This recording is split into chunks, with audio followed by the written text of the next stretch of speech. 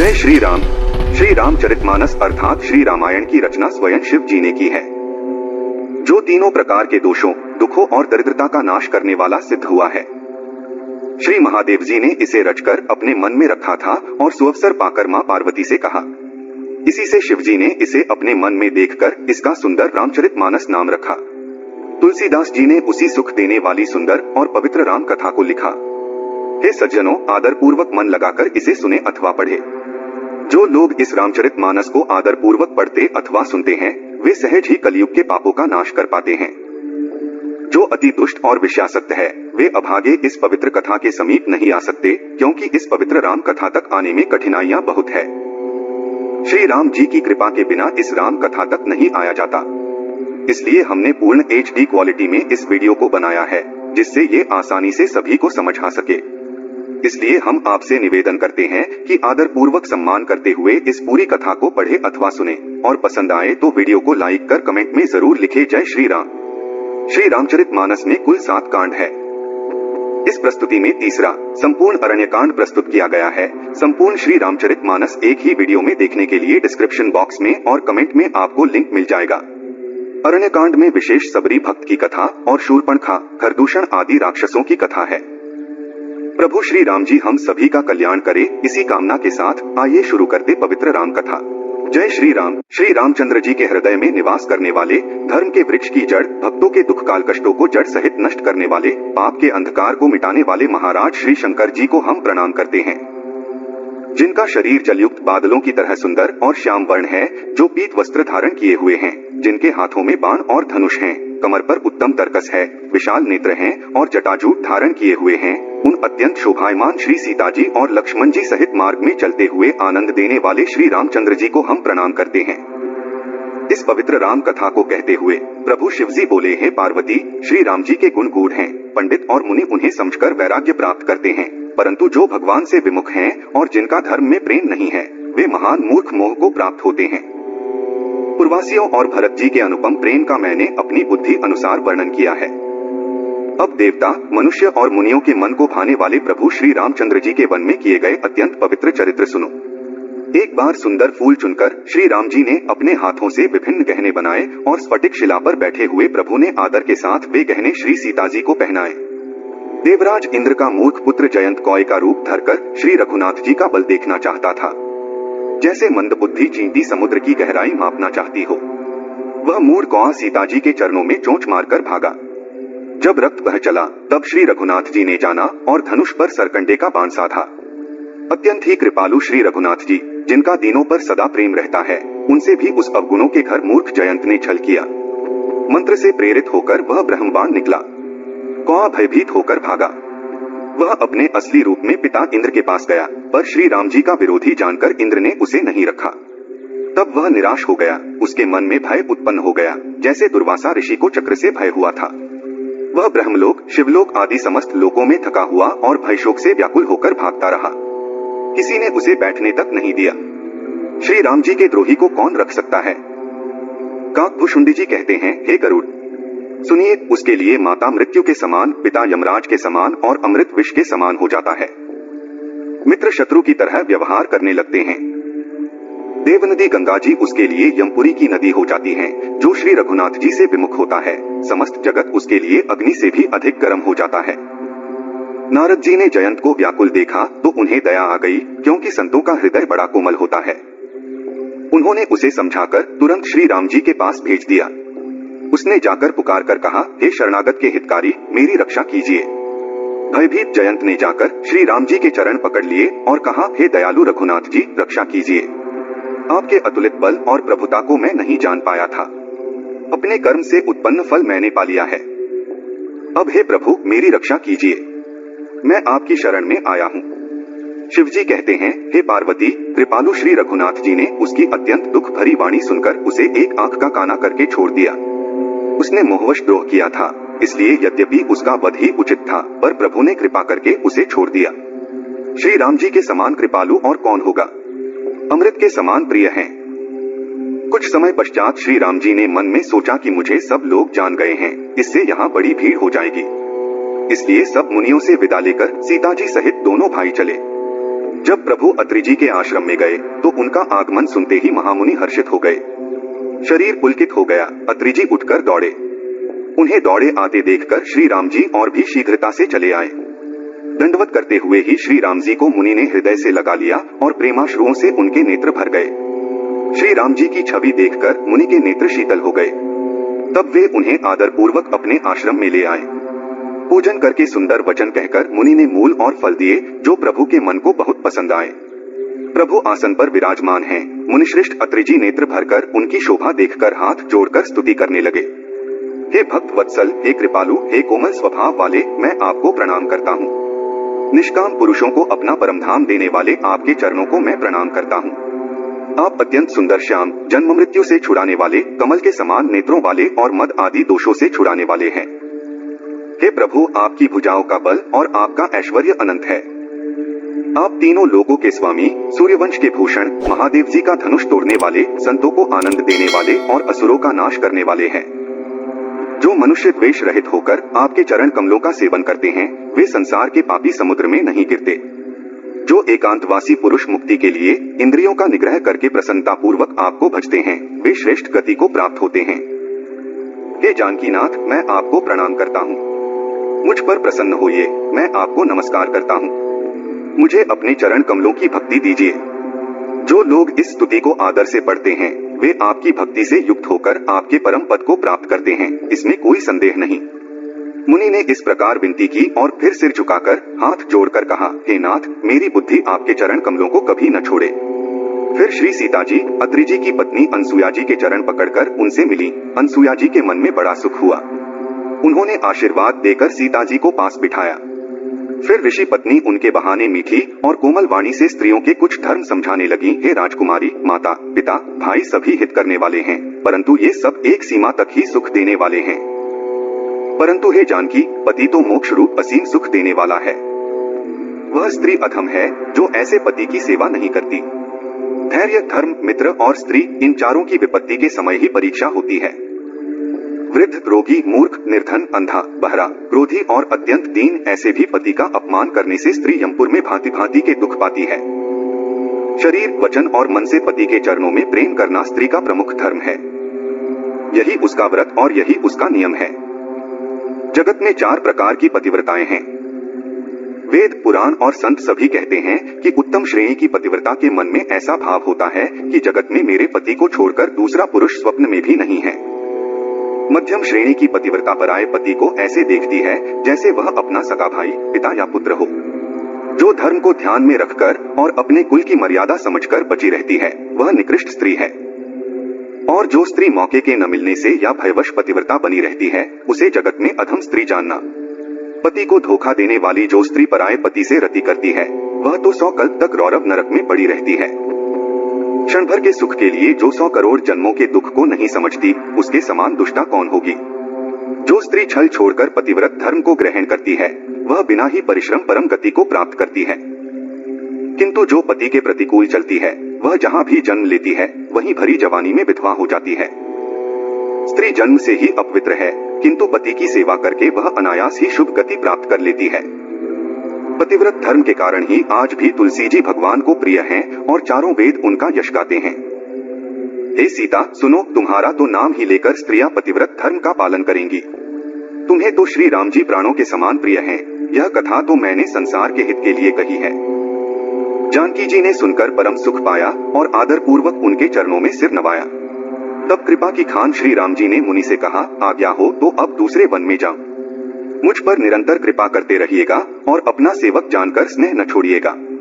धर्म धुरंधर प्रभु श्री राम जी के वचन सुनकर ज्ञानी मुनि बोले, ब्रह्मा, शिव और सनकादि सभी जिनकी कृपा चाहते हैं, हे राम जी, आप वही निष्काम पुरुषों के भी प्रिय और दीनों के बंधु भगवान हैं, जो इस प्रकार कोमल वचन बोल रहे हैं। अब मैंने लक्ष्मी जी की चतुराई समझी, जिन्होंने सब देवताओं को छोड़कर आप ही को भजा। जिसके समान अत्यंत बड़ा और कोई नहीं है, उसका शील भला, ऐसा क्यों न होगा। मैं किस प्रकार कहूँ कि हे स्वामी, आप अब जाइए। हे नाथ, आप अंतर्यामी हैं, आप ही कहिए। ऐसा कहकर धीर मुनि प्रभु को देखने लगे। मुनि के नेत्रों से प्रेमाश्रु बह रहे हैं और शरीर पुलकित है। मन में विचार रहे हैं कि मैंने ऐसे कौन से जप तप किए थे जिसके कारण मन, ज्ञान, गुण और इंद्रियों से परे प्रभु के दर्शन पाए। जब योग और धर्म से मनुष्य अनुपम भक्ति को पाता है। श्री रघुवीर के पवित्र चरित्र को तुलसीदास रात दिन गाते हैं। श्री रामचंद्र जी का सुंदर यश कलियुग के पापों का नाश करने वाला, मन को आनंद देने वाला और सुख का मूल है। जो लोग इसे आदर पूर्वक सुनते हैं, उन पर श्री राम जी प्रसन्न रहते हैं। यह कठिन कलिकाल पापों का खजाना है। इसमें न धर्म है, न ज्ञान है और न योग तथा न जप ही है। इसमें तो जो लोग सब भरोसों को छोड़कर श्री राम जी को ही भजते हैं, वे ही चतुर हैं। मुनि के चरण कमलों में सिर नवाकर देवता, मनुष्य और मुनियों के स्वामी श्री राम जी वन को चले। आगे श्री राम जी हैं और उनके पीछे छोटे भाई लक्ष्मण जी हैं। दोनों ही मुनियों का सुंदर वेश बनाए अत्यंत सुशोभित हैं। दोनों के बीच में श्री जानकी जी कैसी सुशोभित हैं, जैसे ब्रह्मा और जीव के बीच माया हो। नदी, वन, पर्वत और दुर्गम घाटियां सभी अपने स्वामी को पहचान कर सुंदर रास्ता दे देते हैं। जहां जहां श्री रघुनाथ जी जाते हैं, वहां वहां बादल आकाश में छाया करते जाते हैं। रास्ते में जाते हुए विराट राक्षस मिला। सामने आते ही श्री रघुनाथ जी ने उसे मार डाला। श्री राम जी के हाथ से मरते ही उसने तुरंत दिव्य रूप प्राप्त कर लिया। दुखी देखकर प्रभु ने उसे अपने परम धाम को भेज दिया। फिर वे सुंदर छोटे भाई लक्ष्मण जी और सीता जी के साथ वहां आए जहां मुनि शरभंग जी थे। श्री रामचंद्र जी का मुख कमल देखकर मुनिश्रेष्ठ के नेत्र भर आए। वे दर्शन कर अपने जन्म का पुण्य लेने लगे। शरभंग जी का जन्म धन्य है। मुनि ने प्रेम पूर्वक कहा, हे कृपालु रघुवीर, हे शंकर जी के मन में बसने वाले, सुनिए, मैं ब्रह्मलोक को जा रहा था। इतने में सुना कि श्री राम जी वन में आएंगे। तब से मैं दिन रात आपकी राह देखता रहा हूँ। अब प्रभु को देखकर मेरी छाती शीतल हो गई। हे नाथ, मैं सब साधनों से हीन हूँ। आपने अपना दीन सेवक जानकर मुझ पर कृपा की है। हे भक्त मंचोर, ऐसा करके आपने अपने प्रण की ही रक्षा की है। अब इस दीन के कल्याण के लिए तब तक यहाँ ठहरिए जब तक मैं शरीर छोड़कर आपसे आपके धाम में मिलूं। योग, यज्ञ, जब तब जो कुछ व्रत आदि भी मुनि ने किया था, सब प्रभु को समर्पण करके बदले में भक्ति का वरदान ले लिया। इस प्रकार दुर्लभ भक्ति प्राप्त करके फिर चिता रचकर मुनि शरभंग जी हृदय से सब आसक्ति छोड़कर उस पर जा बैठे। हे नीले मेघ के समान श्याम शरीर वाले सगुण रूप श्री राम जी, सीता जी और छोटे भाई लक्ष्मण जी सहित आप निरंतर मेरे हृदय में निवास कीजिए। ऐसा कहकर शरभंग जी ने योगाग्नि से अपने शरीर को जला डाला और श्री राम जी की कृपा से वे वैकुंठ को चले गए। ऋषि समूह मुनि श्रेष्ठ शरभंग जी की यह दुर्लभ गति देखकर अपने हृदय में विशेष रूप से प्रसन्न हुए।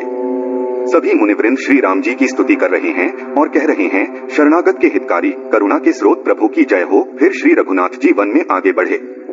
श्रेष्ठ मुनियों के कई समूह उनके साथ हो लिए। हड्डियों का ढेर देखकर श्री रघुनाथ जी को बहुत दया आई। उन्होंने मुनियों से पूछा। मुनियों ने कहा, हे स्वामी, आप सर्वज्ञ और अंतर्यामी हैं। जानते हुए भी हमसे क्यों पूछ रहे हैं? राक्षसों के दलों ने सभी मुनियों को मार डाला है। यह सब उन्हीं की हड्डियों के ढेर हैं। यह सुनते ही श्री रघुवीर की आंखों में आंसू भर आए। श्री राम जी ने भुजा उठाकर प्रण किया कि वे पृथ्वी को राक्षसों से मुक्त करेंगे। फिर वे सभी मुनियों के आश्रमों में जाकर उन्हें दर्शन का सुख देने लगे। मुनि अगस्त्य जी के एक सुतीक्ष्ण नामक ज्ञानी शिष्य थे, जिनकी भगवान में प्रीति थी। वे मन, वचन और कर्म से श्री राम जी के चरणों के सेवक थे। उन्हें सपने में भी किसी दूसरे देवता का भरोसा नहीं था।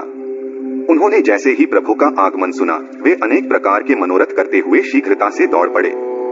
वे सोचने लगे, हे विधाता, क्या दीनबंधु श्री रघुनाथ जी मुझ जैसे दुष्ट पर भी दया करेंगे? क्या स्वामी श्री राम जी छोटे भाई लक्ष्मण जी सहित मुझसे मिलेंगे? उनके हृदय में यह विश्वास नहीं होता, क्योंकि उनमें भक्ति, वैराग्य या ज्ञान कुछ भी नहीं था। उन्होंने न तो सत्संग, योग, जप या यज्ञ किए थे और न ही प्रभु के चरण कमलों में उनका दृढ़ अनुराग था। हाँ, प्रभु की एक बात है कि जिसे किसी और का सहारा नहीं है, वह उन्हें प्रिय होता है। यह स्मरण करते ही मुनि आनंदमग्न होकर मन ही मन कहने लगे, कहा, भव बंधन से छुड़ाने वाले प्रभु के मुखारविंद को देखकर आज मेरे नेत्र सफल होंगे। शिव जी कहते हैं, हे भवानी, ज्ञानी मुनि प्रेम में पूर्ण रूप से निमग्न हैं। उनकी वह दशा वर्णन करने योग्य नहीं है। उन्हें दिशा और रास्ता कुछ भी नहीं सूझ रहा है। वे नहीं जानते कि वे कौन हैं और कहाँ जा रहे हैं। कभी वे पीछे घूमकर फिर आगे चलने लगते हैं और कभी प्रभु के गुण गाकर नाचने लगते हैं। मुनि ने गहरी प्रेमा भक्ति प्राप्त कर ली है। प्रभु श्री राम जी वृक्ष की आड़ में छिपकर मुनि की प्रेम दशा देख रहे हैं। मुनि का अत्यंत प्रेम देखकर प्रभु श्री रघुनाथ जी उनके हृदय में प्रकट हो गए। हृदय में प्रभु के दर्शन पाकर मुनि बीच रास्ते में स्थिर होकर बैठ गए। उनका शरीर रोमांच से कटहल के फल के समान कंटकित हो गया। तब श्री रघुनाथ जी उनके पास आए और भक्त की प्रेम दशा देखकर मन में बहुत प्रसन्न हुए। श्री राम जी ने मुनि को बहुत प्रकार से जगाया, पर मुनि नहीं जागे, क्योंकि उन्हें प्रभु के ध्यान का सुख प्राप्त हो रहा था। तब श्री राम जी ने अपने राजरूप को छिपा लिया और उनके हृदय में अपना चतुर्भुज रूप प्रकट किया। तब मुनि ऐसे व्याकुल होकर उठे जैसे श्रेष्ठ सर्प मणि के बिना व्याकुल हो जाता है। मुनि ने अपने सामने सीता जी और लक्ष्मण जी सहित श्याम सुंदर श्री राम जी को देखा। प्रेम में मग्न हुए वे श्रेष्ठ मुनि गिरकर श्री राम जी के चरणों में लग गए। श्री राम जी ने अपनी विशाल भुजाओं से पकड़कर उन्हें उठा लिया और बड़े प्रेम से हृदय से लगा लिया। मुनि खड़े होकर श्री राम जी का मुख देख रहे हैं, मानो चित्र में लिखकर बनाए गए हों। तब मुनि ने हृदय में धैर्य धरकर बार बार चरणों को स्पर्श किया। फिर प्रभु को अपने आश्रम में लाकर अनेक प्रकार से उनकी पूजा की।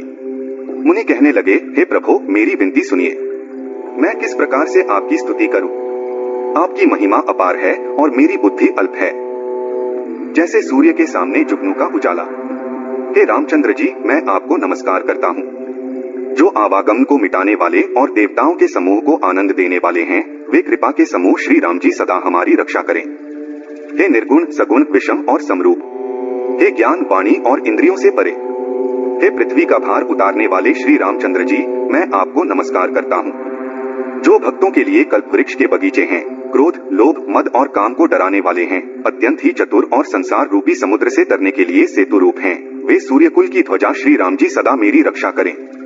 जो बल के धाम हैं, जिनका नाम कलियुग के बड़े भारी पापों का नाश करने वाला है, जो धर्म के रक्षक हैं और जिनके गुण समूह आनंद देने वाले हैं, वे श्री राम जी निरंतर मेरे कल्याण का विस्तार करें। हे स्वामी, आपको जो सगुण, निर्गुण और अंतर्यामी जानते हो, वे जाना करें। मेरे हृदय में तो कौशलपति कमलनयन श्री राम जी ही अपना घर बनावें। ऐसा अभिमान भूल कर भी न छूटे कि मैं सेवक हूँ और श्री रघुनाथ जी मेरे स्वामी हैं। मुनि के वचन सुनकर श्री राम जी मन में बहुत प्रसन्न हुए। तब उन्होंने हर्षित होकर श्रेष्ठ मुनि को हृदय से लगा लिया और कहा, हे मुनि, मुझे परम प्रसन्न जानो। जो वर मांगो वही मैं तुम्हें दूं। मुनि सुतीक्ष्ण जी ने कहा, मैंने तो वर कभी मांगा ही नहीं। मुझे समझ ही नहीं पड़ता कि क्या झूठ है और क्या सत्य है, क्या मांगो क्या नहीं। आठ हे रघुनाथ जी, हे दासों को सुख देने वाले, आपको जो अच्छा लगे मुझे वही दीजिए। श्री रामचंद्र जी ने कहा, हे मुने, तुम प्रगाढ़ भक्ति, वैराग्य, विज्ञान और समस्त गुणों तथा ज्ञान के निधान हो जाओ। तब मुनि बोले, प्रभु ने जो वरदान दिया वह तो मैंने पा लिया, अब मुझे जो अच्छा लगता है वह दीजिए। हे प्रभु, हे श्री राम जी, छोटे भाई लक्ष्मण जी और सीता जी सहित धनुष बांधारी आप स्थिर होकर मेरे हृदय रूपी आकाश में चंद्रमा की भांति सदा निवास कीजिए। एवंस्तु ऐसा ही हो। ऐसा उच्चारण कर लक्ष्मी निवास श्री रामचंद्र जी हर्षित होकर अगस्त्य ऋषि के पास चले। तब सुतीक्ष्ण जी बोले, गुरु अगस्त्य जी का दर्शन पाए और इस आश्रम में आए मुझे बहुत दिन हो गए। अब मैं भी प्रभु आपके साथ गुरु जी के पास चलता हूँ। सुतीक्ष्ण जी के कोमल वचन सुनकर कृपा के भंडार श्री राम जी ने उन्हें साथ ले लिया और अगस्त्य ऋषि के पास चले। रास्ते में अपनी अनुपम भक्ति का वर्णन करते हुए देवताओं के राजराजेश्वर श्री राम जी अगस्त्य मुनि के आश्रम पर पहुँचे।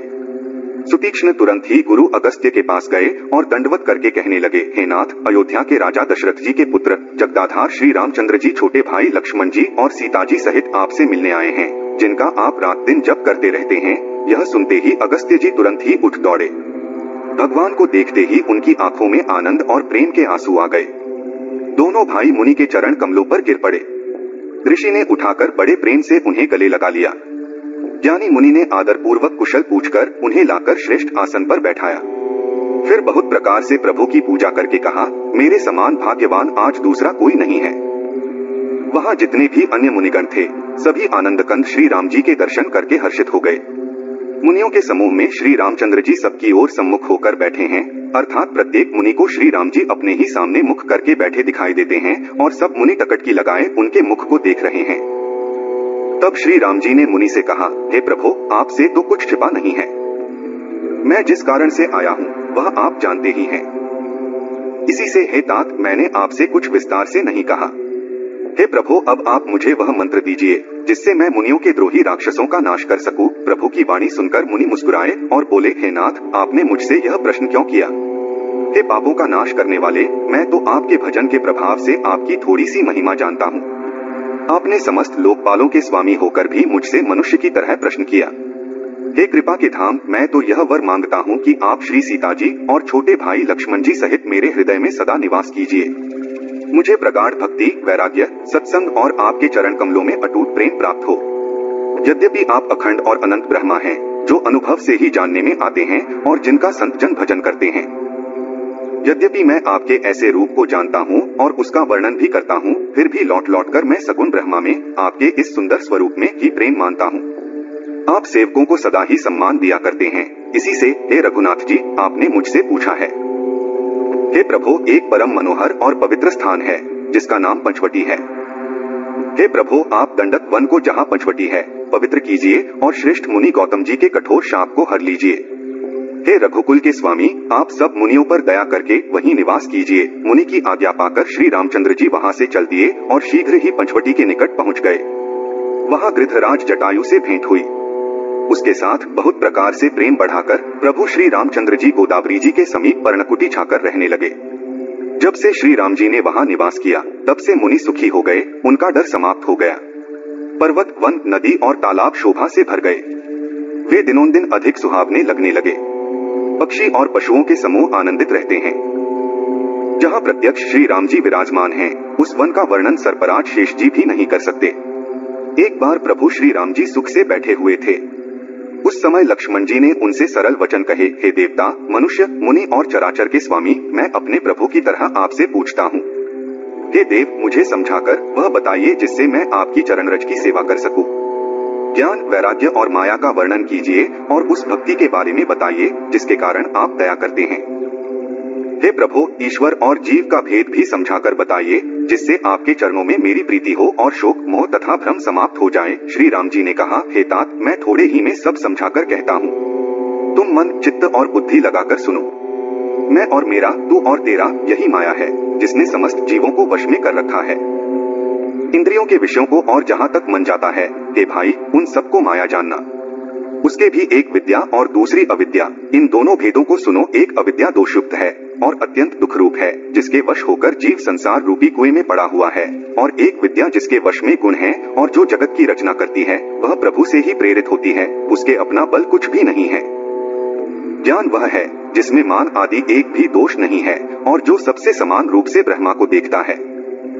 हे तात, उसी को परम वैराग्यवान कहना चाहिए जो सारी सिद्धियों को और तीनों गुणों को तिनके के समान त्याग चुका हो, जिसमें मान, दंभ, हिंसा, क्षमाराहित्य, टेढ़ापन, गुरु सेवा का अभाव, अपवित्रता, अस्थिरता, मन का निगृहित न होना, इंद्रियों के विषय में आसक्ति, अहंकार, जन्म मृत्यु जरा व्याधिमय जगत में सुख बुद्धि, स्त्री पुत्र घर आदि में आसक्ति तथा ममता, इष्ट और अनिष्ट की प्राप्ति में हर्ष शोक, भक्ति का अभाव, एकांत में मन न लगना, विषयी मनुष्यों के संग में प्रेम, ये 18 न हो और नित्य आत्मा में स्थिति तथा तत्व ज्ञान के द्वारा जानने योग्य परमात्मा का नित्य दर्शन हो, वही ज्ञान कहलाता है।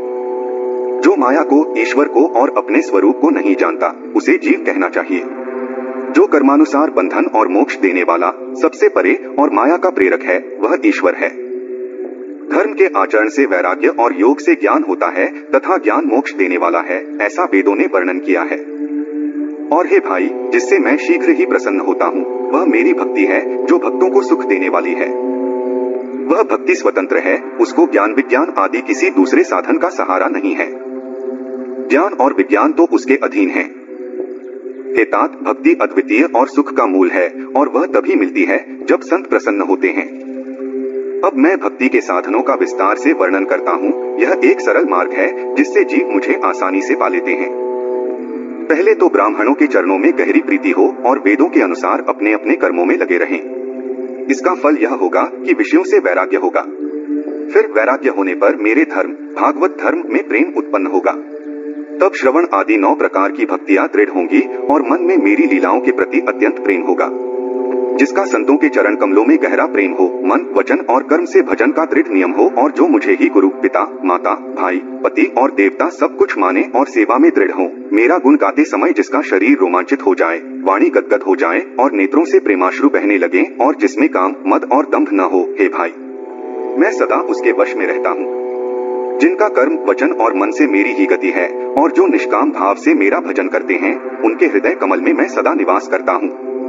इस भक्ति योग को सुनकर लक्ष्मण जी ने अत्यंत आनंद पाया और उन्होंने प्रभु श्री रामचंद्र जी के चरणों में सिर नवाया। इस प्रकार वैराग्य, ज्ञान, गुण और नीति का वर्णन करते हुए कुछ दिन बीत गए। रावण की एक बहन शूर्पणखा थी, जो नागिन के समान भयानक और दुष्ट हृदय की थी। वह एक बार पंचवटी में गई और दोनों राजकुमारों को देखकर काम से पीड़ित हो गई।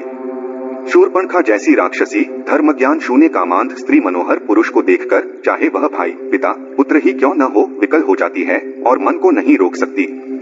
जैसे सूर्यकांत मणि सूर्य को देखकर पिघल जाती है। वह सुंदर रूप धारण कर प्रभु के पास जाकर और बहुत मुस्कुराकर बोली, न तो तुम्हारे समान कोई पुरुष है, न मेरे समान स्त्री। विधाता ने यह संयोग बहुत सोच समझकर रचा है।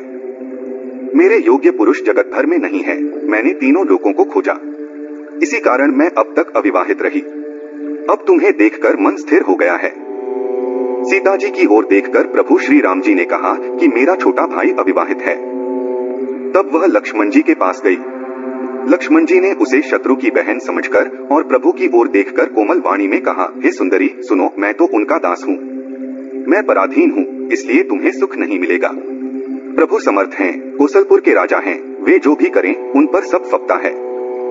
सेवक सुख चाहे, भिखारी सम्मान चाहे, व्यसनी जुए शराब आदि का, धन और व्यभिचारी शुभ गति चाहे, लोभी यश चाहे और अभिमानी चारों फल अर्थ धर्म काम मोक्ष चाहे, तो ये सब असंभव बात को संभव करना चाहते हैं।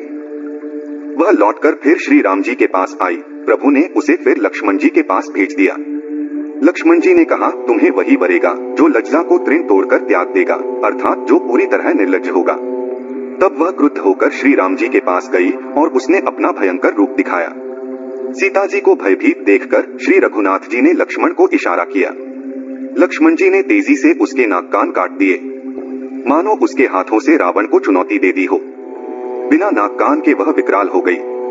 उसके शरीर से रक्त इस प्रकार बहने लगा मानो काले पर्वत से गेरू की धारा बह रही हो। वह विलाप करती हुई खरदूषण के पास गई और बोली, हे भाई, तुम्हारी वीरता को धिक्कार है, तुम्हारे बल को धिक्कार है। उन्होंने पूछा। तब शूर्पणखा ने सब समझाकर कहा। सब सुनकर राक्षसों ने सेना तैयार की। राक्षस समूह झुंड के झुंड दौड़े, मानो पंखधारी काजल के पर्वतों का झुंड हो। वे अनेक प्रकार की सवारियों पर चढ़े हुए और अनेक आकार के थे। वे अपार थे और अनेक प्रकार के असंख्य भयानक हथियार धारण किए हुए थे। उन्होंने नाक कान कटी हुई शूर्पणखा को आगे कर लिया। अनगिनत भयंकर अशुभ संकेत हो रहे थे, परंतु मृत्यु के वश होने के कारण वे सब के सब उनकी परवाह नहीं कर रहे थे। वे गरजते, ललकारते और आकाश में उड़ते हुए आ रहे थे। सेना देखकर योद्धा लोग बहुत ही हर्षित हुए। राक्षसों की भयानक सेना आ गई थी। श्री राम जी बोले, जानकी जी को लेकर तुम पर्वत की गुफा में चले जाओ, सावधान रहना। प्रभु श्री रामचंद्र जी के वचन सुनकर लक्ष्मण जी हाथ में धनुष बाण लिए श्री सीता जी सहित चल पड़े। शत्रुओं की सेना पास आती देख श्री राम जी ने हंसकर कठिन धनुष को चढ़ाया और सिर पर जटा का जूड़ा बांधते हुए प्रभु ऐसे शोभित हो रहे थे जैसे पन्ने के पर्वत पर करोड़ों बिजलियों से दो सांप लड़ रहे हों। कमर में तरकस कसकर, विशाल भुजाओं में धनुष लेकर और बाण सुधारकर प्रभु श्री रामचंद्र जी राक्षसों की ओर देख रहे थे, मानो मतवाले हाथियों के झुंड को आता देखकर सिंह उनकी ओर देख रहा हो। पकड़ो पकड़ो पुकारते हुए राक्षस योद्धा बड़ी तेजी से दौड़े और उन्होंने श्री राम जी को चारों ओर से घेर लिया। प्रभु श्री राम जी को देखकर राक्षसों की सेना स्तब्ध रह गई। वे उन पर बाण नहीं चला सके। मंत्री को बुलाकर खरदूषण ने कहा, यह राजकुमार किसी मनुष्यों का भूषण है। जितने भी नाग, असुर, देवता, मनुष्य और मुनि हैं, उनमें से हमने न जाने कितने ही देखे, जीते और मार डाले हैं। पर हे सब भाइयों, सुनो, हमने जन्म भर में ऐसी सुंदरता कहीं नहीं देखी। यद्यपि इन्होंने हमारी बहन को कुरूप कर दिया, तथापि ये अनुपम पुरुष वध करने योग्य नहीं है। छिपाई हुई अपनी स्त्री हमें तुरंत दे दो और दोनों भाई जीते जी घर लौट जाओ। मेरा यह कथन तुम लोग उसे सुनाओ और उसका उत्तर सुनकर शीघ्र आओ। दूतों ने जाकर यह संदेश श्री रामचंद्र जी से कहा। उसे सुनते ही श्री रामचंद्र जी मुस्कुराकर बोले, हम क्षत्रिय हैं, वन में शिकार करते हैं और तुम्हारे जैसे दुष्ट पशुओं को तो ढूंढते ही फिरते हैं। हम बलवान शत्रु देखकर नहीं डरते। लड़ने को आए तो एक बार तो हम काल से भी लड़ सकते हैं। यद्यपि हम मनुष्य हैं, परंतु दैत्य कुल का नाश करने वाले और मुनियों की रक्षा करने वाले हैं। हम बालक हैं, परंतु दुष्टों को दंड देने वाले। यदि बल न हो तो घर लौट जाओ। संग्राम में पीठ दिखाने वाले किसी को मैं नहीं मारता। रण में चढ़ाकर कपट चतुराई करना और शत्रु पर कृपा करना तो बड़ी भारी कायरता है। दूतों ने लौटकर तुरंत सब बातें कही, जिन्हें सुनकर खरदूषण का हृदय अत्यंत जल उठा। तब उन्होंने कहा, कैद कर लो। यह सुनकर भयानक राक्षस योद्धा बाण, धनुष, तोमर, सांग, शूल, कटार, परिघ और फरसा धारण किए हुए दौड़ पड़े। प्रभु श्री राम जी ने पहले धनुष का बड़ा कठोर, घोर और भयानक टंकार किया, जिसे सुनकर राक्षस बहरे और व्याकुल हो गए। उस समय उन्हें कुछ भी होश न रहा। फिर वे शत्रु को बलवान जानकर सावधान होकर दौड़े और श्री रामचंद्र जी के ऊपर बहुत प्रकार के अस्त्र शस्त्र बरसाने लगे। श्री रघुवीर जी ने उनके हथियारों को टुकड़े टुकड़े करके काट डाला। फिर धनुष को कान तक तानकर अपने तीर छोड़े। तब भयानक बाण ऐसे चले मानो फुफकारते हुए बहुत से सर्प जा रहे हैं। श्री रामचंद्र जी संग्राम में क्रुद्ध हुए और अत्यंत तीक्ष्ण बाण चले। अत्यंत तीक्ष्ण बाणों को देखकर राक्षस वीर पीठ दिखाकर भाग चले। तब खरदूषण और त्रिशिरा तीनों भाई क्रुद्ध होकर बोले, जो रण से भाग कर जाएगा उसका हम अपने हाथों वध करेंगे। तब मन में मरना ठानकर भागते हुए राक्षस लौट पड़े और सामने होकर वे अनेकों प्रकार के हथियारों से श्री राम जी पर प्रहार करने लगे। शत्रु को अत्यंत कुपित जानकर प्रभु ने धनुष पर बाण चढ़ाकर बहुत से बाण छोड़े, जिनसे भयानक राक्षस कटने लगे। उनकी छाती, सिर, भुजा, हाथ और पैर जहां तहां पृथ्वी पर गिरने लगे। बाण लगते ही वे हाथी की तरह चिंघाड़ते हैं। उनके पहाड़ के समान धड़ कट कर गिर रहे हैं। योद्धाओं के शरीर कटकर सैकड़ों टुकड़े हो जाते हैं। वे फिर माया करके उठ खड़े होते हैं। आकाश में बहुत सी भुजाएं और सिर उड़ रहे हैं तथा बिना सिर के धड़ दौड़ रहे हैं। चील, कौए आदि पक्षी और सियार कठोर और भयंकर कटकट शब्द कर रहे हैं। सियार कटकटाते हैं, भूत, प्रेत और पिशाच खोपड़ियां बटोर रहे हैं। वीर वैताल खोपड़ियों पर ताल दे रहे हैं और योगिनियां नाच रही हैं। श्री रघुवीर के प्रचंड बाण योद्धाओं के वक्षस्थल, भुजा और सिरों के टुकड़े टुकड़े कर डालते हैं। उनके धड़ जहां तहां गिर पड़ते हैं, फिर उठते और लड़ते हैं और पकड़ोपकड़ों का भयंकर शब्द करते हैं। अंतड़ियों के एक छोर को पकड़कर गीध उड़ते हैं और उन्हीं का दूसरा छोर हाथ से पकड़कर पिशाच दौड़ते हैं। अनेकों योद्धा मारे और पछाड़े गए बहुत से, जिनके हृदय विदीर्ण हो गए हैं, बड़े कराह रहे हैं। अपनी सेना को व्याकुल देखकर त्रिशिरा और खरदूषण आदि योद्धा श्री राम जी की ओर मुड़े। अनगिनत राक्षस क्रोध करके बाण, शक्ति, तोमर, फरसा, शूल और कृपाण एक ही बार में श्री रघुवीर पर छोड़ने लगे। प्रभु ने पल भर में शत्रुओं के बाणों को काटकर ललकार कर उन पर अपने बाण छोड़े। सब राक्षस सेनापतियों के हृदय में 10-10 बाण मारे। योद्धा पृथ्वी पर गिर पड़ते हैं, फिर उठकर भिड़ते हैं। मरते नहीं, बहुत प्रकार की अतिशय माया रचते हैं। देवता यह देखकर डरते हैं कि राक्षस 14,000 हैं और अयोध्यानाथ श्री राम जी अकेले हैं।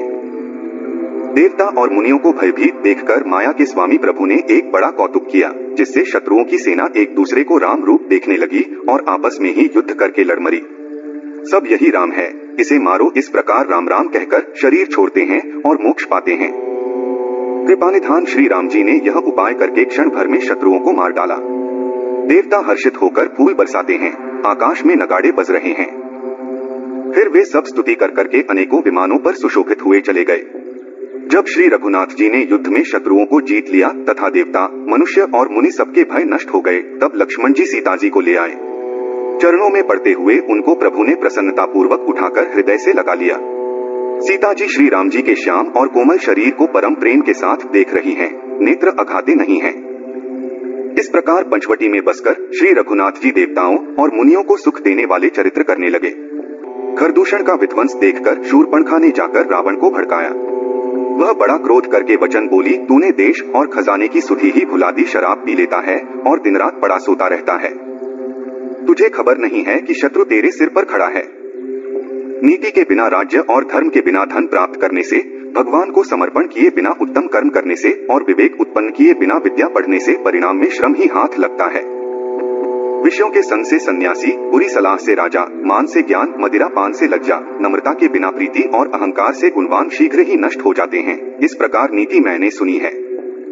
शत्रु, रोग, अग्नि, पाप, स्वामी और सर्प को छोटा करके नहीं समझना चाहिए। ऐसा कहकर शूर्पणखा अनेक प्रकार से विलाप करके रोने लगी। रावण की सभा के बीच वह व्याकुल होकर पड़ी हुई बहुत प्रकार से रो रो कर कह रही है, अरे दशग्रीव, तेरे जीते जी मेरी क्या ऐसी दशा होनी चाहिए। शूर्पणखा के वचन सुनते ही सभासद अकुला उठे।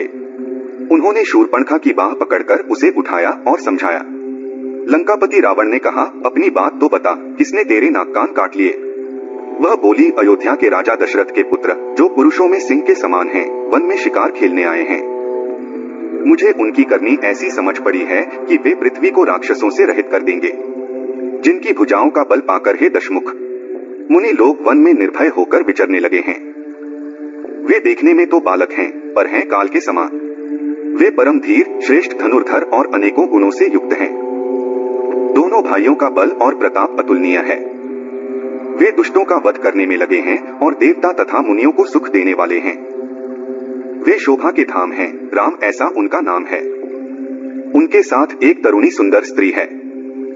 विधाता ने उस स्त्री को ऐसी रूप की राशि बनाया है कि 100 करोड़ रति कामदेव की स्त्री उस पर निछावर है। उन्हीं के छोटे भाई ने मेरे नाक कान काट डाले। मैं तेरी बहन हूँ, यह सुनकर वे मेरी हंसी करने लगे।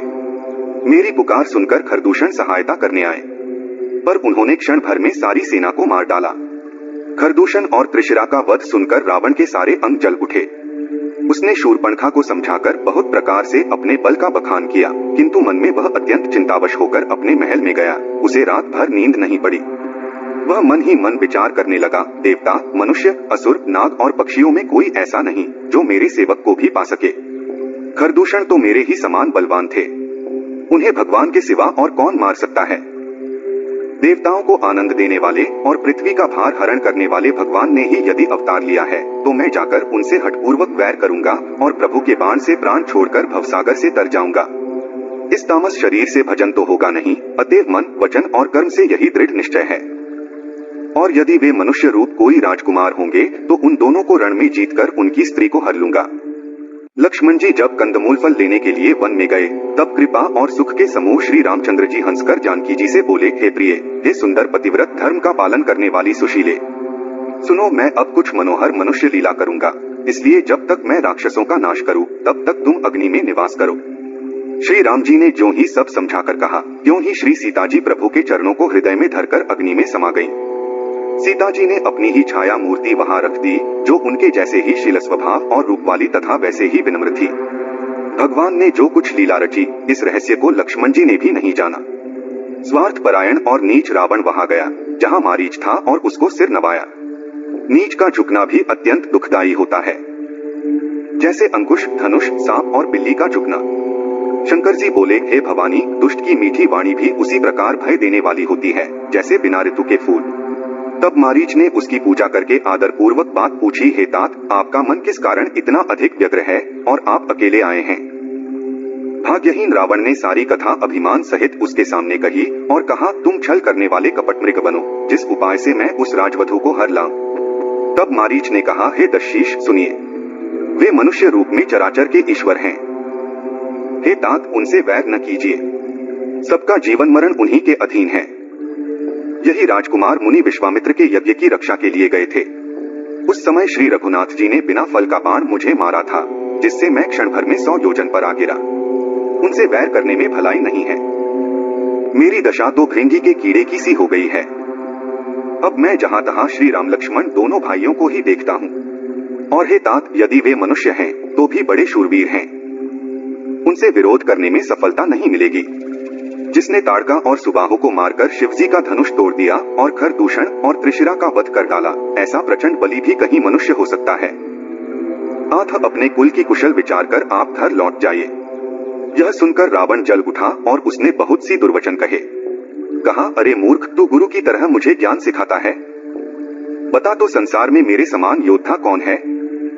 तब मारीच ने हृदय में अनुमान किया कि शस्त्रधारी, भेद जानने वाला, समर्थ स्वामी, मूर्ख, धनवान, वैद्य, भाट, कवि और रसोइया, इन 9 व्यक्तियों से विरोध करने में कुशल नहीं होता। जब मारीच ने दोनों प्रकार से अपना मरण देखा, तब उसने श्री रघुनाथ जी की शरण तकी।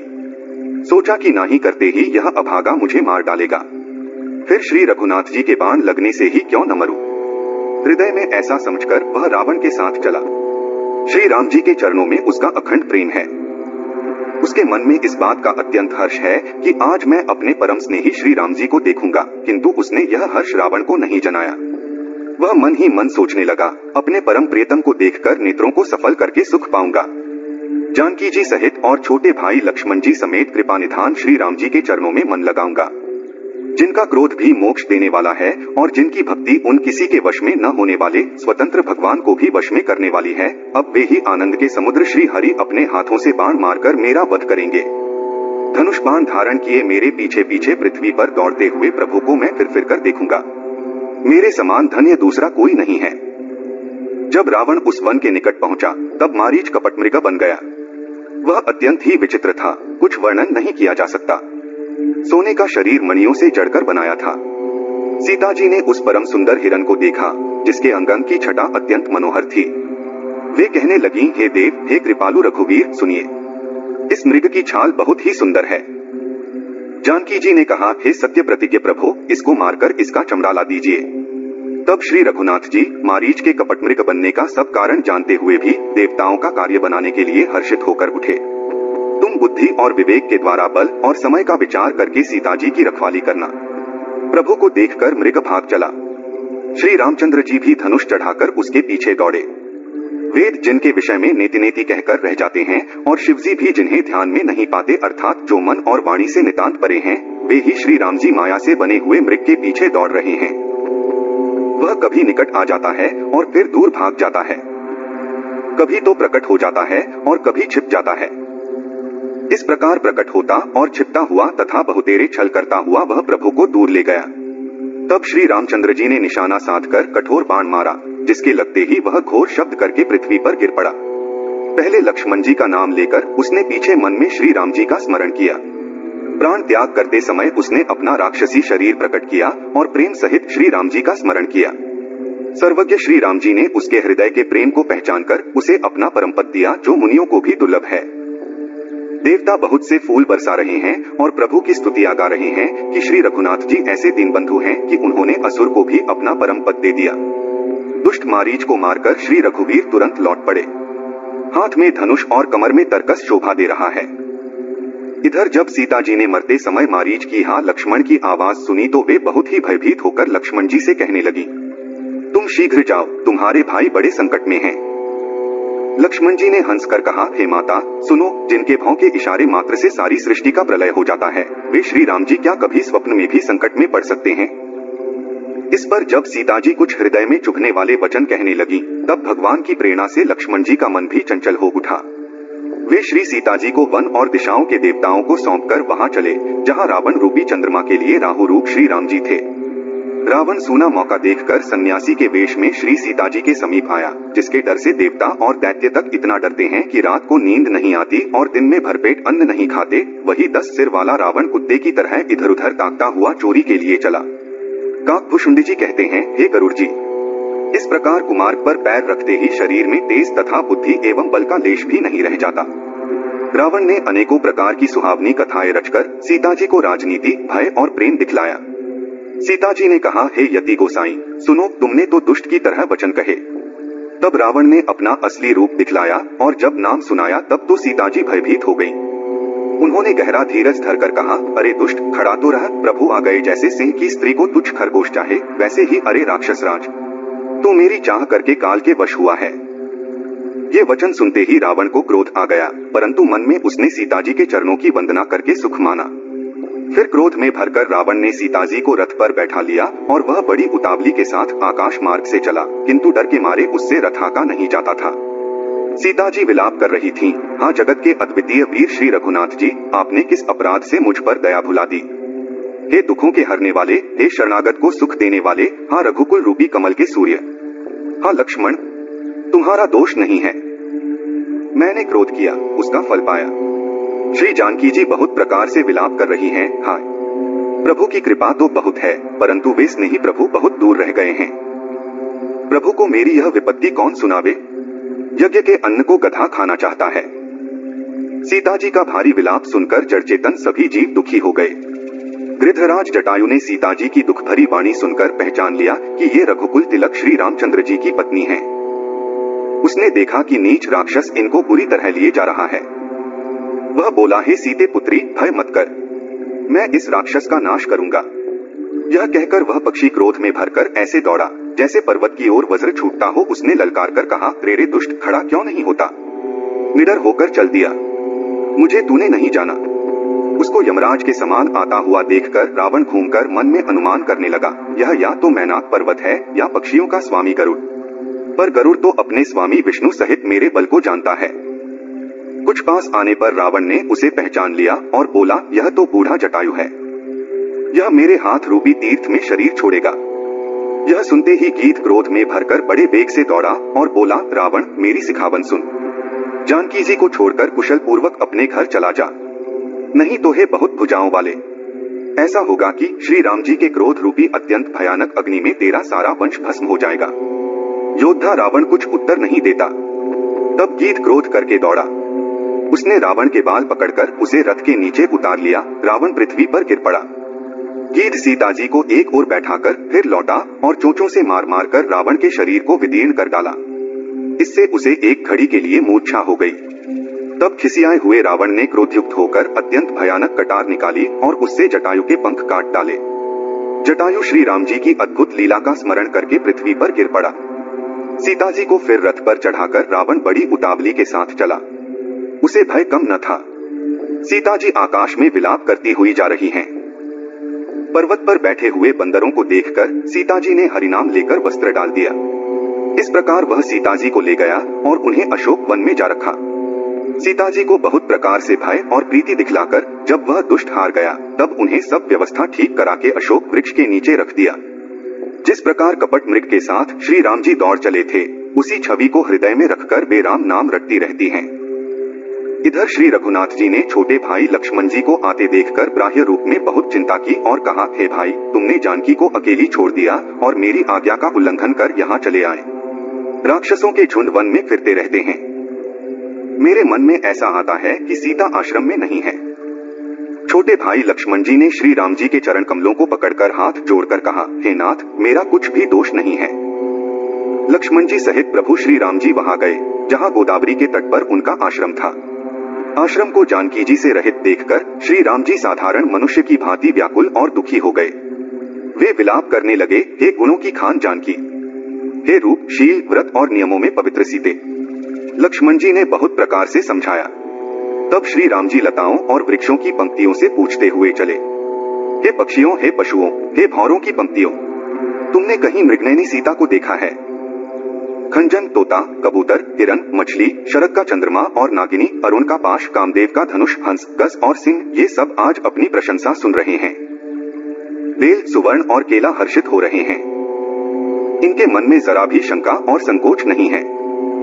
हे जानकी, सुनो, तुम्हारे बिना ये सब आज ऐसे हर्षित हैं मानो राज पा गए हों। अर्थात तुम्हारे अंगों के सामने ये सब तुच्छ, अपमानित और लज्जित थे।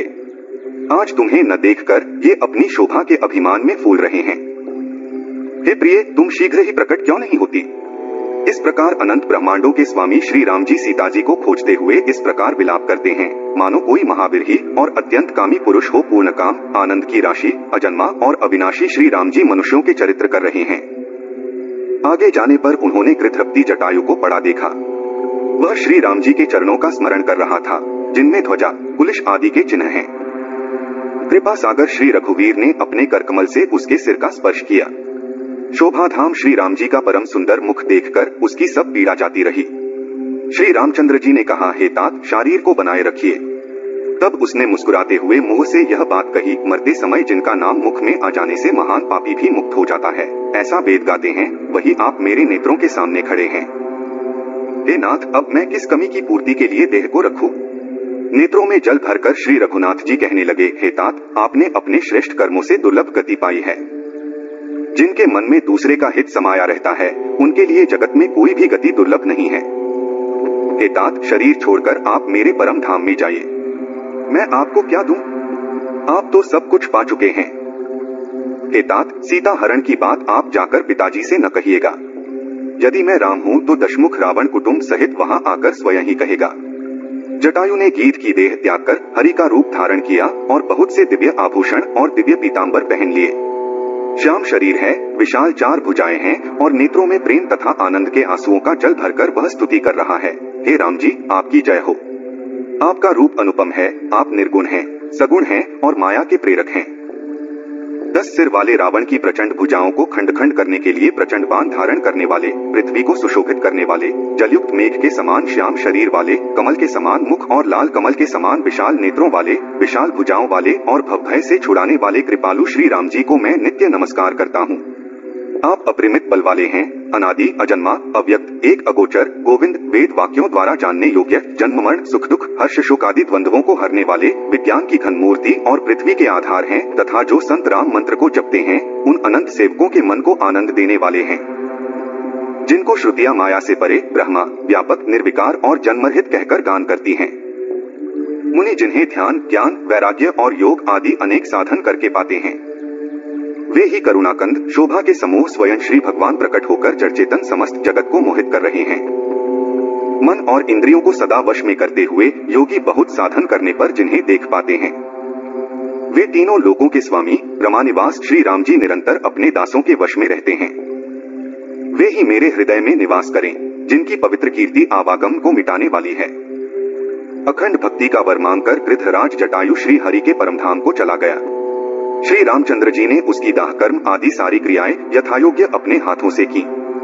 श्री रघुनाथ जी अत्यंत कोमल चित्त वाले, दीनदयालु और बिना ही कारण कृपालु हैं। गीध पक्षियों में भी अधम पक्षी और मांसाहारी था, उसको भी वह दुर्लभ गति दी जिसे योगीजन मांगते रहते हैं। शिव जी कहते हैं, हे पार्वती सुनो, वे लोग अभागे हैं जो भगवान को छोड़कर विषयों से अनुराग करते हैं। फिर दोनों भाई सीता जी को खोजते हुए आगे चले। वे वन की सघनता देखते जाते हैं। वह सघन वन लताओं और वृक्षों से भरा है। उसमें बहुत से पक्षी, मृग, हाथी और सिंह रहते हैं। श्री राम जी ने रास्ते में आते हुए कबंध राक्षस को मार डाला। उसने अपने शाप की सारी बात कही। वह बोला, दुर्वासा जी ने मुझे शाप दिया था, अब प्रभु के चरणों को देखने से वह पाप मिट गया।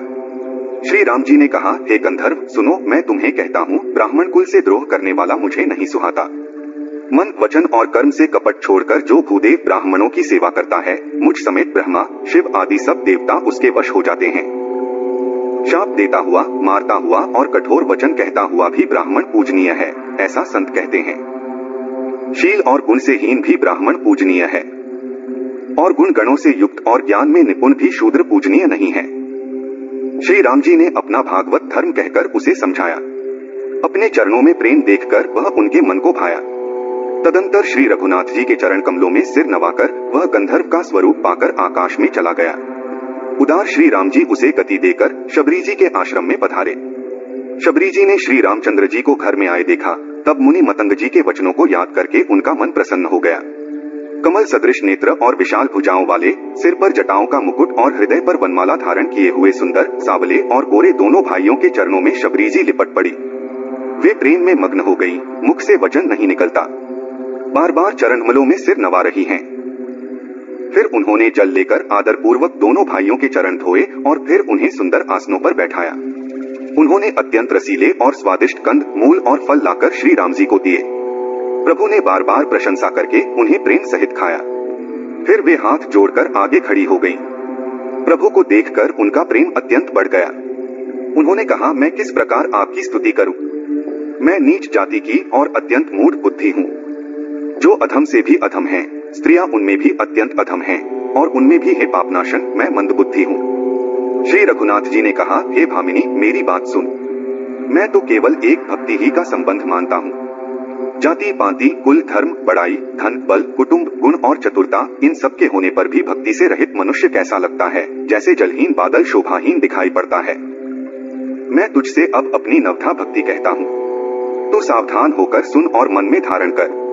पहली भक्ति है संतों का सत्संग, दूसरी भक्ति है मेरे कथा प्रसंग में प्रेम, तीसरी भक्ति है अभिमान रहित होकर गुरु के चरण कमलों की सेवा, और चौथी भक्ति यह है कि कपट छोड़कर मेरे गुण समूहों का गान करें। मेरे राम मंत्र का जाप और मुझ में दृढ़ विश्वास, यह पांचवी भक्ति है जो वेदों में प्रसिद्ध है। छठी भक्ति है इंद्रियों का निग्रह, अच्छा स्वभाव या चरित्र, बहुत कार्यों से वैराग्य और निरंतर संत पुरुषों के आचरण में लगे रहना। सातवीं भक्ति है जगत भर को संभाव से राममय देखना और संतों को मुझसे भी अधिक करके मानना। आठवीं भक्ति है जो कुछ मिल जाए उसी में संतोष करना और स्वप्न में भी पराये दोषों को न देखना। नवीं भक्ति है सरलता और सबके साथ कपट रहित बर्ताव करना, हृदय में मेरा भरोसा रखना और किसी भी अवस्था में हर्ष और विषाद का न होना। इन नवों में से जिनके एक भी होती है, वह स्त्री पुरुष जड़चेतन कोई भी हो, हे भामिनी, मुझे वही अत्यंत प्रिय है। फिर तुझ में तो सभी प्रकार की भक्ति दृढ़ है, अतएव जो गति योगियों को भी दुर्लभ है, वही आज तेरे लिए सुलभ हो गई है। मेरे दर्शन का परम अनुपम फल यह है कि जीव अपने सहज स्वरूप को प्राप्त हो जाता है। हे भामिनी, अब यदि तू गजगामिनी जानकी की कुछ खबर जानती हो तो बता। शबरी ने कहा, हे रघुनाथ जी, आप पंपा नामक सरोवर को जाइए, वहां आपकी सुग्रीव से मित्रता होगी। हे देव, हे रघुवीर, वह सब हाल बतावेगा। हे धीर बुद्धि, आप सब जानते हुए भी मुझसे पूछते हैं। बार बार प्रभु के चरणों में सिर नवाकर प्रेम सहित उसने सब कथा सुनाई। सब कथा कहकर भगवान के मुख के दर्शन कर उनके चरण कमलों को धारण कर लिया और योगाग्नि से देह को त्याग कर वह उस दुर्लभ हरिपद में लीन हो गई जहाँ से लौटना नहीं होता। तुलसीदास जी कहते हैं कि अनेकों प्रकार के कर्म, अधर्म और बहुत से मत, ये सब शोकप्रद हैं। हे मनुष्यों, इनका त्याग कर दो और विश्वास करके श्री राम जी के चरणों में प्रेम करो। जो नीच जाति की और पापों की जन्मभूमि थी, ऐसी स्त्री को भी जिन्होंने मुक्त कर दिया। अरे महादुर्बुद्धि मन, तू ऐसे प्रभु को भूलकर सुख चाहता है। श्री रामचंद्र जी ने उस वन को भी छोड़ दिया और वे आगे चले। दोनों भाई अतुलनीय बलवान और मनुष्यों में सिंह के समान हैं। प्रभु विरही की तरह विषाद करते हुए अनेकों कथाएं और संवाद कहते हैं। हे लक्ष्मण, जरा वन की शोभा तो देखो, इसे देखकर किसका मन क्षुब्ध नहीं होगा। पक्षी और पशुओं के समूह सभी स्त्री सहित हैं, मानो वे मेरी निंदा कर रहे हैं। हमें देखकर जब डर के मारे हिरनों के झुंड भागने लगते हैं, तब हिरनियां उनसे कहती हैं, तुमको भय नहीं है, तुम तो साधारण हिरनों से पैदा हुए हो, आथा तुम आनंद करो। ये तो सोने का हिरन खोजने आए हैं। हाथी हथिनियों को साथ लगा लेते हैं। वे मानो मुझे शिक्षा देते हैं कि स्त्री को कभी अकेली नहीं छोड़ना चाहिए। भली भांति चिंतन किए हुए शास्त्र को भी बार बार देखते रहना चाहिए। अच्छी तरह सेवा किए हुए भी राजा को वश में नहीं समझना चाहिए और स्त्री को चाहे हृदय में ही क्यों न रखा जाए, परंतु युवती, स्त्री, शास्त्र और राजा किसी के वश में नहीं रहते। हे तात, इस सुंदर वसंत को तो देखो। प्रिया के बिना मुझको यह भय उत्पन्न कर रहा है। मुझे विरह से व्याकुल, बलहीन और बिल्कुल अकेला जानकर कामदेव ने वन, भौरों और पक्षियों को साथ लेकर मुझ पर धावा बोल दिया। परंतु जब उसका दूत यह देख गया कि मैं भाई के साथ हूँ, तब उसकी बात सुनकर कामदेव ने मानो सेना को रोककर डेरा डाल दिया है। हे लक्ष्मण, कामदेव की इस सेना को देखकर जो धीर बने रहते हैं, जगत में उन्हीं की वीरों में प्रतिष्ठा होती है। इस कामदेव को एक स्त्री का बड़ा भारी बल है, उससे जो बच जाए वही श्रेष्ठ योद्धा है। हे तात, काम, क्रोध और लोभ, ये तीन अत्यंत दुष्ट हैं। ये विज्ञान के धाम मुनियों के भी मनों को पल भर में क्षुब्ध कर देते हैं। लोभ को इच्छा और दंभ का बल है, काम को केवल स्त्री का बल है और क्रोध को कठोर वचनों का बल है। श्रेष्ठ मुनि विचार कर ऐसा कहते हैं। शिव जी कहते हैं, हे पार्वती, श्री रामचंद्र जी तीनों गुणों से परे, चराचर जगत के स्वामी और सबके अंतर की जानने वाले हैं। उपर्युक्त बातें कहकर उन्होंने कामी लोगों की बेबसी दिखलाई है और विवेकी पुरुषों के मन में वैराग्य को दृढ़ किया है। क्रोध, काम, लोभ, मद और माया, ये सभी श्री राम जी की दया से छूट जाते हैं। वह भगवान जिस पर प्रसन्न होता है, वह मनुष्य इंद्रजाल माया में नहीं फंसता। हे उमा, मैं तुम्हें अपना अनुभव कहता हूँ, हरि का भजन ही सत्य है, यह सारा जगत तो स्वप्न की भांति झूठा है। फिर प्रभु श्री राम जी पंपा नामक सुंदर और गहरे सरोवर के तीर पर गए। उसका जल संतों के हृदय जैसा निर्मल है। मन को हरने वाले सुंदर 4 घाट बंधे हुए हैं। उस सरोवर के अत्यंत अथाह जल में सब मछलियां सदा एक समान सुखी रहती हैं, जैसे धर्मशील पुरुषों के सब दिन सुखपूर्वक बीतते हैं। उसमें रंग बिरंगे कमल खिले हुए हैं। उस पंपा सरोवर के समीप मुनियों ने आश्रम बना रखे हैं। उसके चारों ओर वन के सुंदर वृक्ष हैं। श्री राम जी ने अत्यंत सुंदर तालाब देखकर स्नान किया और परम सुख पाया। एक सुंदर उत्तम वृक्ष की छाया देखकर श्री रघुनाथ जी छोटे भाई लक्ष्मण जी सहित बैठ गए। फिर वहां सब देवता और मुनि आए और स्तुति करके अपने अपने धाम को चले गए। कृपालु श्री राम जी परम प्रसन्न बैठे हुए छोटे भाई लक्ष्मण जी से रसीली कथाएं कह रहे हैं। भगवान को विरहयुक्त देखकर नारद जी के मन में विशेष रूप से सोच हुआ। उन्होंने विचार किया कि मेरे ही शाप को स्वीकार करके श्री राम जी नाना प्रकार के दुख उठा रहे हैं, ऐसे भक्त वत्सल प्रभु को जाकर देखूं, फिर ऐसा अवसर न बन आवेगा। यह सोचकर नारद जी हाथ में वीणा लिए वहां पहुंचे जहां भगवान श्री रामचंद्र जी सुखपूर्वक बैठे थे। वे कोमल वाणी में प्रेम पूर्वक रामचरित का गान करते हुए आए। उन्हें दंडवत करते देखकर श्री रामचंद्र जी ने नारद जी को उठा लिया और लंबे समय तक हृदय से लगाए रखा। फिर उनका हालचाल पूछकर पास बैठा लिया। लक्ष्मण जी ने आदर पूर्वक उनके चरण धोए। बहुत विनती करने के बाद और प्रभु को मन में प्रसन्न जानकर नारद जी कमल के समान हाथ जोड़कर बोले, हे स्वभाव से ही उदार श्री रघुनाथ जी, सुनिए, आप सुंदर और कठिन वर देने वाले हैं। हे स्वामी, मैं एक वर मांगता हूँ, कृपया मुझे दीजिए, यद्यपि आप अंतर्यामी होकर सब कुछ जानते ही हैं। श्री राम जी बोले, हे मुनि, तुम मेरा स्वभाव जानते हो। क्या मैं अपने भक्तों से कुछ छिपाता हूँ? मुझसे ऐसा क्या है जो तुम्हें नहीं मिल सकता? मेरे भक्तों के लिए कुछ भी अप्राप्य नहीं है, ऐसा विश्वास कभी मत छोड़ो। तब नारद जी खुशी से बोले, मैं ऐसा वर मांगता हूँ, यह धृष्टता कर रहा हूँ। यद्यपि प्रभु के अनेक नाम हैं और वेद कहते हैं कि वे सब नाम श्रेष्ठ हैं, फिर भी हे नाथ, राम नाम सभी नामों से श्रेष्ठ हो और पाप रूपी पक्षियों के लिए यह संहारक हो।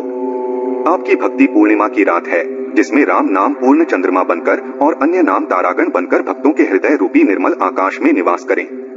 कृपा सागर श्री रघुनाथ जी ने मुनि से ऐसा ही हो कहा।